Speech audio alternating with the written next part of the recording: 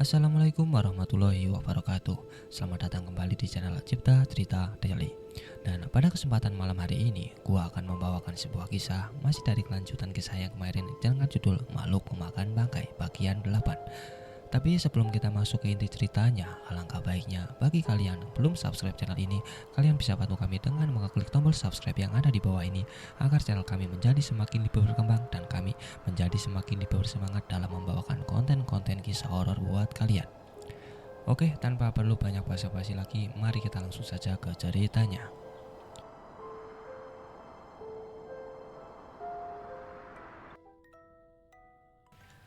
Ia telah menjelajahi hampir seluruh hutan, tunggang langgang mendaki setiap lereng gunung yang dapat ia capai. Makin lama ia naik makin tinggi, sambil membayangkan anaknya yang tak lama lagi akan segera lahir. Hari itu ia tegak di puncak sebuah bukit, hampir mencapai puncak gunung Batu Karang itu sendiri. Dengan heran ia memandangi bukit-bukit lain di sekelilingnya. Begitu sepi, begitu tandus, gersang, dan tidak enak dipandang. Hanya ada satu atau dua pohon yang masih hidup. Itu pun karena masih sanggup bertahan terhadap serangan panas. Bukan panas matahari, Tukar berpikir, melainkan uap panas dari sumber lain yang menyebabkan rerumputan tampak kering dan batang-batang pepohonan berkerut setengah hangus. Tanpa sadar, Tukar bergetar. Bulu punduknya pada berdiri, tegak memandang ke sekitar, dan ia merasakan sesuatu yang aneh. Sesuatu yang terdengar jauh namun sekaligus dekat. Perasaan itu timbul saat ia bersandar ke batu raksasa yang menjulang pada dinding gunung. Ada desas-desus lembut menyelinap di antara desau angin. Karena takut, Tukar beringsut dari satu sisi ke sisi lain, mencari-cari di mana datangnya suara mendesak itu dan apa gerangan yang menimbulkannya. Tiba-tiba, ia hampir terserembab jatuh karena tangannya menggampai tempat kosong. Seketika ia tegak, berjalan mundur memperhatikan apa yang barusan ia gapai. Ternyata sebuah celah besar di kaki gunung batu raksasa itu. Tanah di sekitarnya kering, retak-retak. Ketika celah batu ia sentuh, terasa jauh lebih hangat dari sisi batu yang lain. Karena celah itu cukup besar dan tinggi, ia memberanikan diri mengintip ke dalam. Gelap, pekat. Ada relung sempit, tetapi terhalang oleh lapisan batu di sebelah dalam. Desah yang ia dengar semakin keras, semakin nyata. Cemas dan takut gelisah bercampur ingin tahu, ia memberikan diri sekali lagi. Kali ini ia nekat memasuki celah dengan langkah kaki hati-hati. Sekali kepalanya terantuk dinding atas relung celah itu, tetapi sakitnya ia tidak rasakan. Ia lebih tertarik oleh desah-desah yang semakin keras. Dan kemudian bayangan merah. Tukar tertegun. Bayangan merah. Lari, ayo cepat lari, selamatkan dirimu. Hati kecil memperingatkan. Tidak, aku tak akan lari. Aku harus bertemu dia. Ia tidak jahat. Ia telah menyelamatkan aku 2 kali. Nafsu ingin tahu Tukar menolak perintah hati kecil. Pertentangan itu berlangsung beberapa detik dan berakhir dengan kekalahan hati kecil. Tukar menyelinap lebih ke dalam. Ia memasuki gua yang lebar dan langit-langit yang cukup tinggi. Tak ada apa-apa di dalam, kecuali segumpal cahaya merah darah persis di tengah-tengah gua. Gumpalan berbentuk asap itu menerbitkan cahaya inframerah di seluruh ruangan gua. Bahkan bola mata Tukar yang melihatnya ikut berubah menjadi merah. Gumpalan cahaya merah itu hidup. Tukar dapat memastikan dari gelembung-gelembung yang timbul seperti balon raksasa yang sekali anginnya dilepas, lain kali ditutup lagi.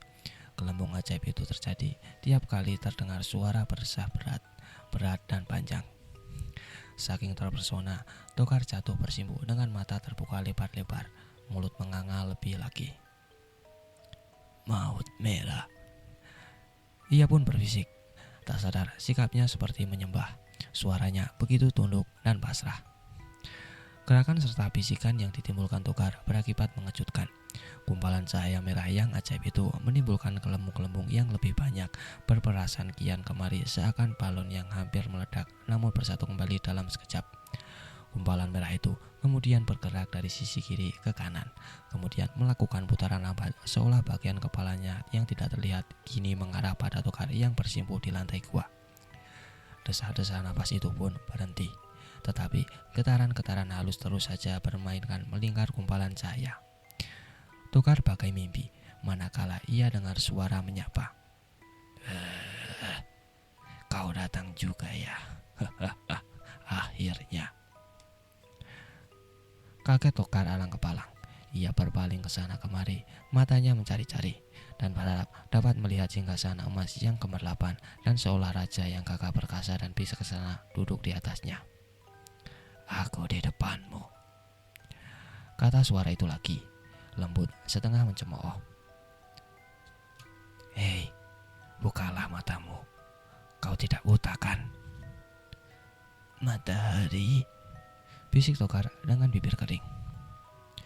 "Bukan, aku memang datang dari galaksi yang terdekat dengan matahari, tetapi aku tak punya sangkut paut dengan matahari." "Galaksi dekat matahari? Saturnus, Taurus, Venus?" Tokar mengingat-ingat. Entah bagaimana, perasaan cemas, takut dan gelisah telah reda begitu saja, berganti dengan perasaan takjub, terpesona dan bangga. Terkesima, itulah yang paling tepat. "Bodoh, kau menyebut nama-nama yang konyol. Berhentilah kau menduga-duga." Suara yang sampai ke telinga Tokar terdengar setengah membentak, lantas menjadi lunak kembali ketika gumpalan cahaya merah itu menerangkan. "Aku datang dari tempat yang kau dan bangsamu belum pernah mengenalnya. Tetapi itu tak penting, bukan? Sekarang kau telah menemukan tempatku, dan aku memang telah menunggumu sejak tadi." Sejak tadi?" Tokar menelan ludah. "Iya, sejak tadi. Mungkin hanya beberapa helaan nafas, tapi menurut kurun waktu yang dianut bangsamu itu berarti 5 bulan." "Apa? 5 bulan? 5 bulan untuk beberapa desa?" "Helaan nafas. Nafas untuk kehidupanku, bukan desa." Makhluk aneh itu bergerak, seperti menggeliat malas.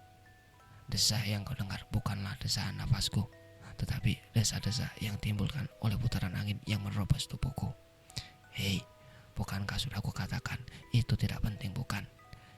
Sekarang kita telah bertemu, tapi kulihat kau datang seorang diri."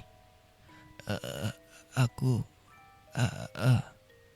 bawa ia kemari. Cepatlah, aku tak suka menunggu berlama-lama." Tapi..."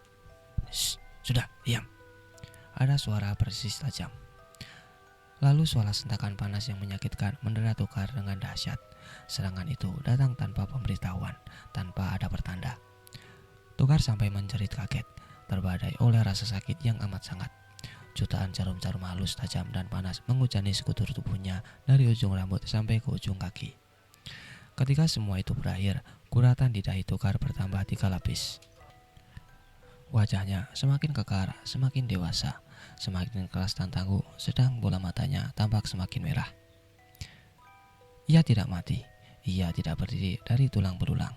Ia masih hidup, dan lebih anehnya lagi, segenap rasa sakit, bahkan lebih letih yang ia rasakan sebelum memasuki gua mendadak sontak tidak terasa lagi. Tubuhnya terasa ringan tetapi kuat. "Pergilah," Maut Merah berujar. "Temui kekasihmu dan bawa ia kemari sebelum matahari semakin tinggi." Bertambah-tambah heran, Tokar pun mengeluh. "Beberapa menit lagi, persis tengah hari. Bagaimana mungkin aku kembali secepat itu?" "Apa kau mengharapkan keajaiban, bukan? Kau mencariku untuk memperoleh keajaiban, dan kau sekarang telah mendapatkannya. Dan sekarang, pergilah. Aku sekarang melihat kekasihmu sedang gelisah. Tampaknya ia sedang menangis." Kau, Li? Tunggu apa lagi? Cepat." Dan Tokar seketika menghambur keluar gua. Ia berlari menuruni bukit dan tukang langgang karena kurang teliti mengawasi jalan. Ia terluka, tetapi tidak merasa sakit. Ketika tegak lagi, ia telah mampu berlari kembali.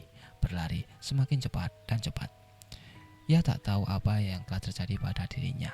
Yang ia masih ingat, rasanya ia melihat Melati menunggunya dengan perut bunting besar di pintu pondok. Ia dengar gadis itu menangis tersendat-sendat. Ia hampir dengar si gadis mengutarakan apa yang ia alami. Melati tertidur di bawah pohon, tak jauh dari kuburan besar dan keramat. Tiba-tiba ia terbangun dan mendengar suara ganjil yang mengatakan kalimat-kalimat aneh. "Roh-roh bayi, roh bocah. Iya, hanya roh bayi." Roh bocah. Matahari panas terik, tetapi udara menyelimuti tubuh Melati dingin menusuk. Kandungan Melati menggeliat-liat, menendang-nendang dengan keras seolah mendesak minta keluar.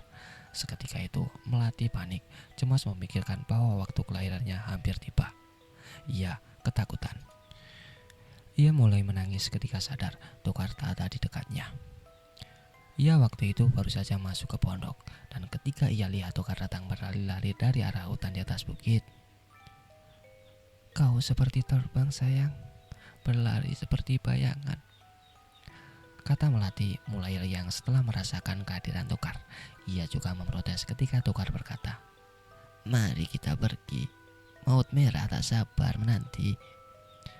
Tetapi bagaimanapun ia memprotes, Tokar telah melakukan keanehan yang lain. Ia mengangkat tubuh Melati dengan mudah, membopongnya dengan ringan. Kemudian, tahu-tahu saja mereka telah memasuki hutan belukar dan menempuh jalan mendaki yang membingungkan. Hanya beberapa butir keringat Tokar yang memercik keluar. Ia telah meletakkan Melati di lantai gua, tak jauh dari kumpalan asap bercahaya merah darah yang ajaib itu. Saking terperanjat oleh sikap Tokar, kaget dan takut selama ia dibopong, Melati rupanya telah jatuh tak sadarkan diri. Tokar pun terengah-engah. Tiba-tiba saja ia merasa sangat letih, sangat mengantuk. Belum juga ia tahu apa yang harus diperbuat, kumpalan cahaya merah itu telah bergerak. Begitu cepat, tak terjangkau oleh mata biasa. Tak ada suara langkah, tak ada suara hela nafas, tak ada juga suara berdesah. Dan ketika Maut Merah berhenti, Melati sudah terperangkap di dalam lingkaran cahayanya yang bersilau. Merah bagaikan darah segar yang menggeliat-geliat menakutkan. Melati telah menyatu dengan Maut Merah. Beberapa saat lamanya Tokar menatap terkesima, ia sudah menyaksikan sendiri keganasan Maut Merah. Pepohonan di alun-alun yang hangus begitu saja, dan tulang belulang yang berserakan sepanjang penggambaran mereka di hutan belantara. Bulu kuduknya meremang, tatkala menyadari kini Melati sudah terperangkap. Tokar bergidik ngeri. Secara naluriah, tangan kanannya menggapai pisau komando yang terselip di pinggang. Demi kekasihnya, ia nekat melakukan apa saja, meski ia sendiri terpaksa harus jadi korban. Gumpalan cahaya merah darah itu berhenti menggeliat, tetapi tak satu pun terjadi atas diri Melati. Gadis itu masih tetap terbaring di tempatnya semula, tenang dan sangat tenang. Bibirnya nampak tersenyum manis. Ia seolah tertidur pulas di buai mimpi indah. Cahaya merah yang menyelimuti sekujur tubuhnya berdesah dengan lembut. Keluarlah sekarang. Tokar terkesiap. Apa? Keluarlah. Begitu nikmat kekasihmu tidur, aku jadi latah, ikut ngantuk. Aku tidak mau. Diam, jangan membuatku marah. Suara Maut Merah berubah dingin. Aku sekarang ingin tidur, tidak mau diganggu. Sejenak Tokar mengawasi gumpalan cahaya merah yang menyelimuti kekasihnya, lantas bertanya dengan bimbang. Kau tak mengapak-apakannya, bukan? Tidakkah kau lihat kekasihmu masih utuh? Oh, kalau saja aku mau, padahal kulitnya begitu halus dan dagingnya begitu empuk. Terutama ini, yang menggelembung begitu besar. Maut Merah menggeliat lagi, seakan meraba perut Melati. Kenapa ini perut yang gelembung? Ia sedang hamil, jawab Tokar tak ingin tertawa. Pantas. Ya, pantas aku mendengar dua macam denyutan jantung. Jadi kalian akan segera punya anak, Iya benar. Karena itu lepaskanlah dia. Biarkan kami. Tidak. Mengapa kau harus menahannya? Betul. Ya, aku menahannya. Atau seperti istilah bangsa kalian, kujadikan dia sandera. Maut Merah tertawa lunak. Kau tercengang bukan?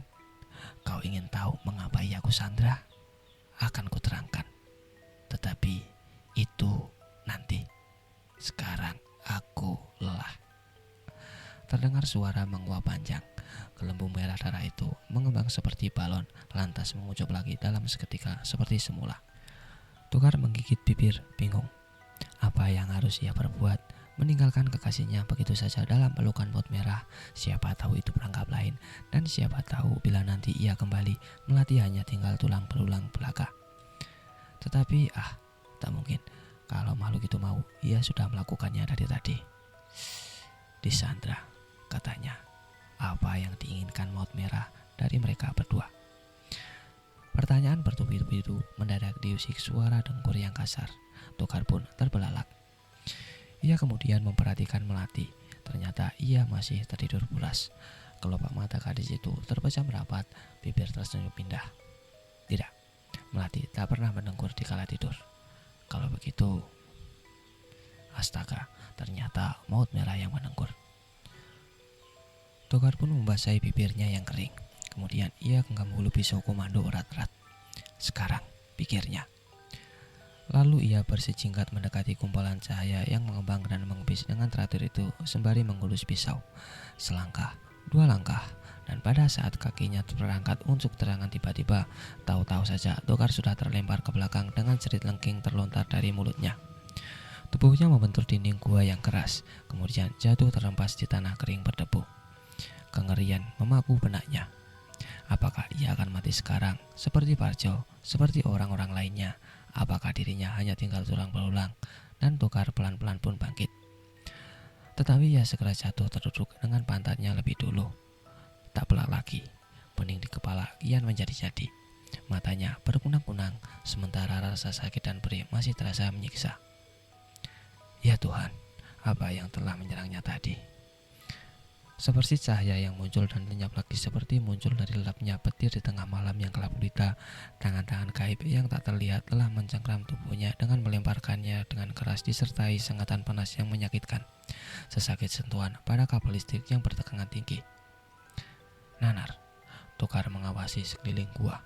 Tak ada manusia lain di dalam kecuali dia dan pelatih. Tak ada makhluk lain kecuali Maut Merah. Seketika itu jantungnya menciut kadar.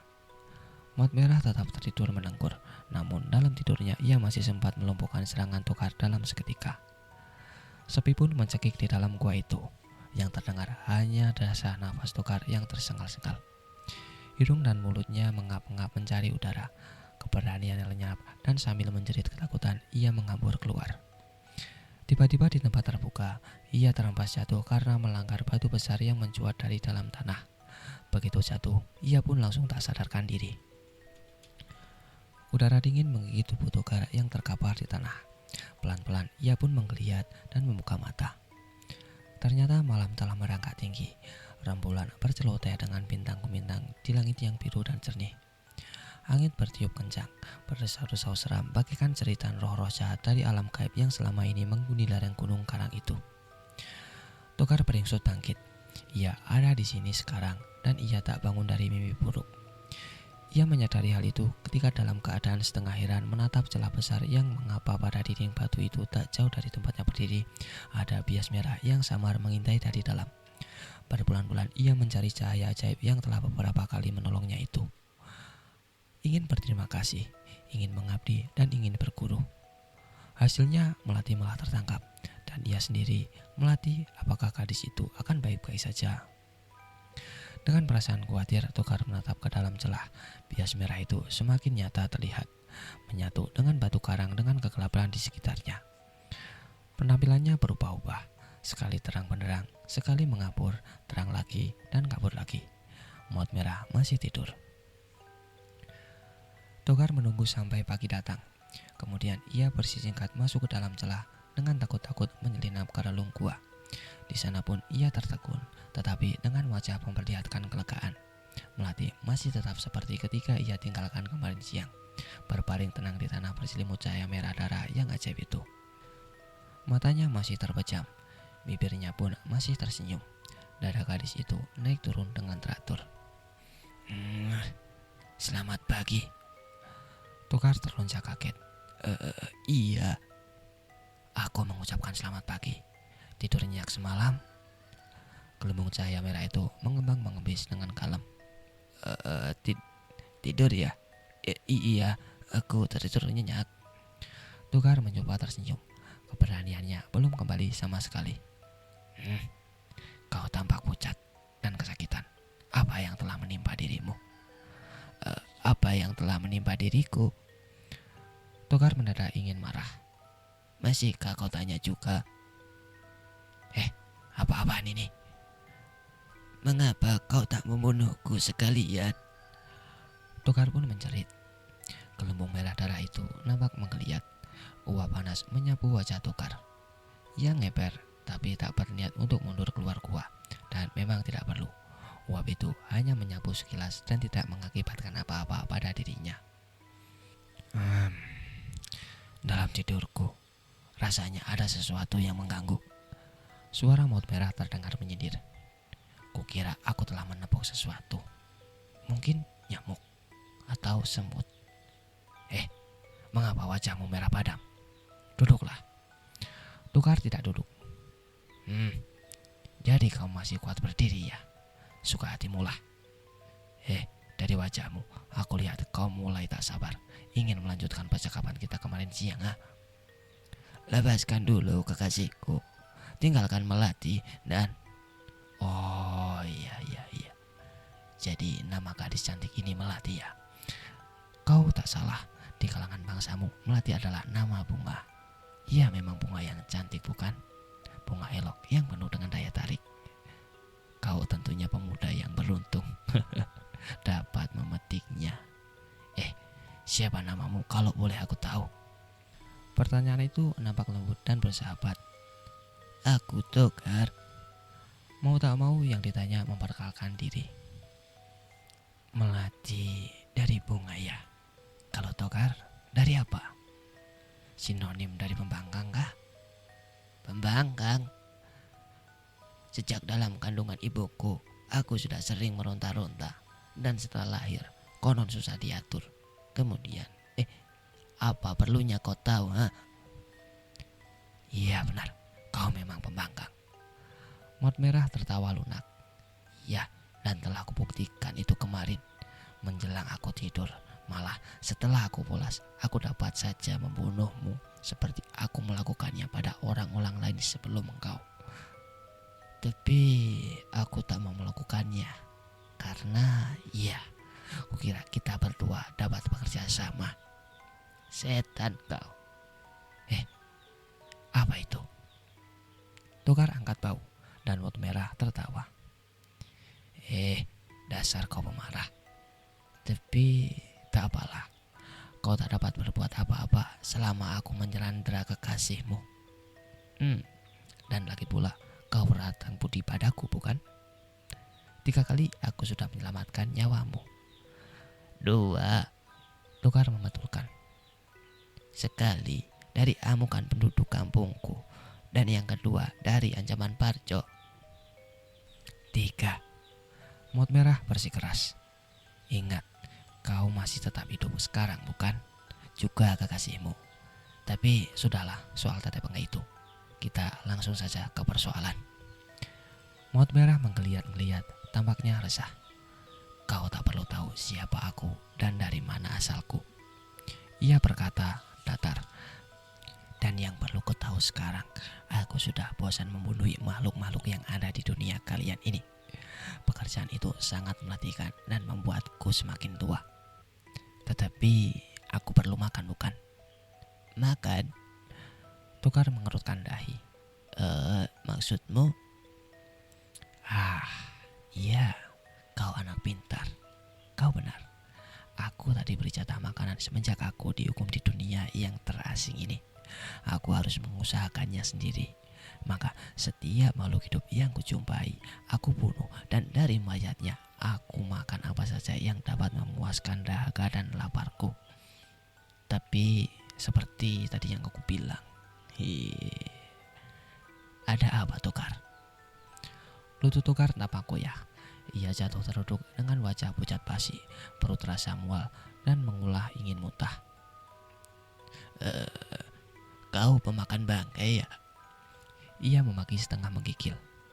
Kau ini ternyata makhluk pemakan bangkai.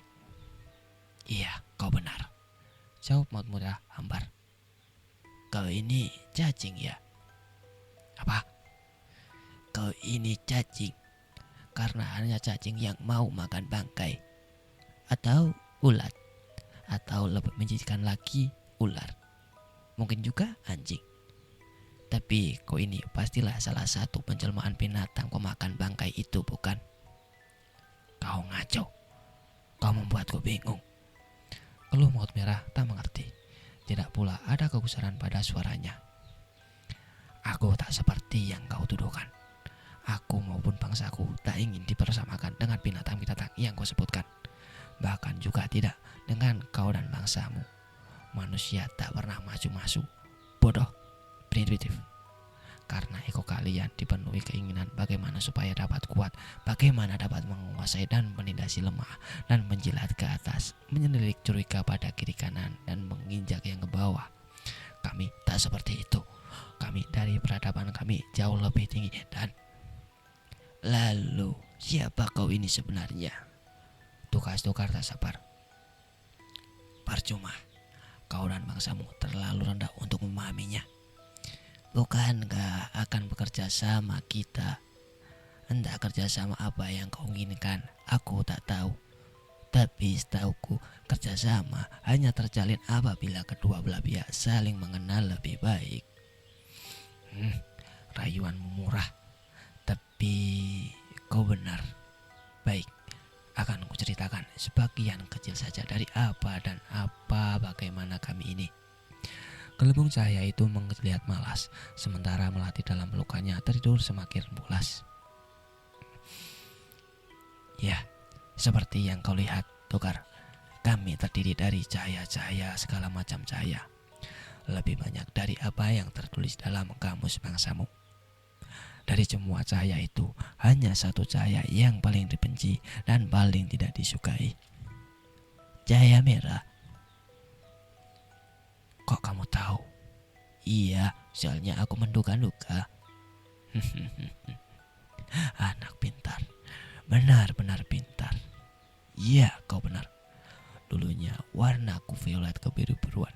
Lalu karena aku berbuat suatu kekeliruan, aku dihukum dan jadilah aku berwarna merah, warna kaum-kaum terhukum. Lantas, sebagai orang hukuman, kau diasingkan dan disingkirkan. Iya, mengapa? Sederhana saja, aku punya selera makan yang melampaui batas. Maut Merah tertawa kecut. Jadi jelasnya begini, seperti kehidupan di dunia kalian, saya di dunia kami juga suatu ketika akan pudar lalu mati. Dan sudah ditentukan bahwa cahaya yang mati itulah yang dijadikan menu makanan kami sehari-hari.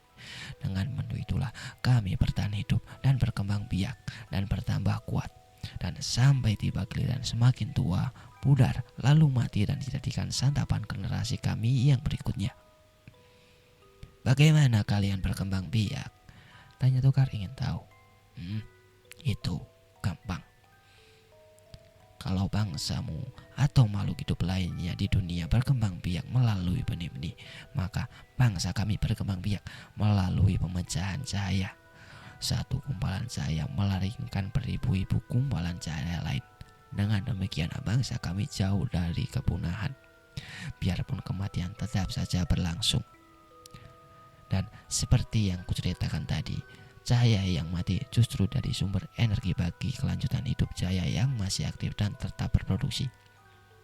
Tetapi begitu sedikit yang mati sehingga ada juga kelompok cahaya yang masih hidup nekat melanggar peraturan.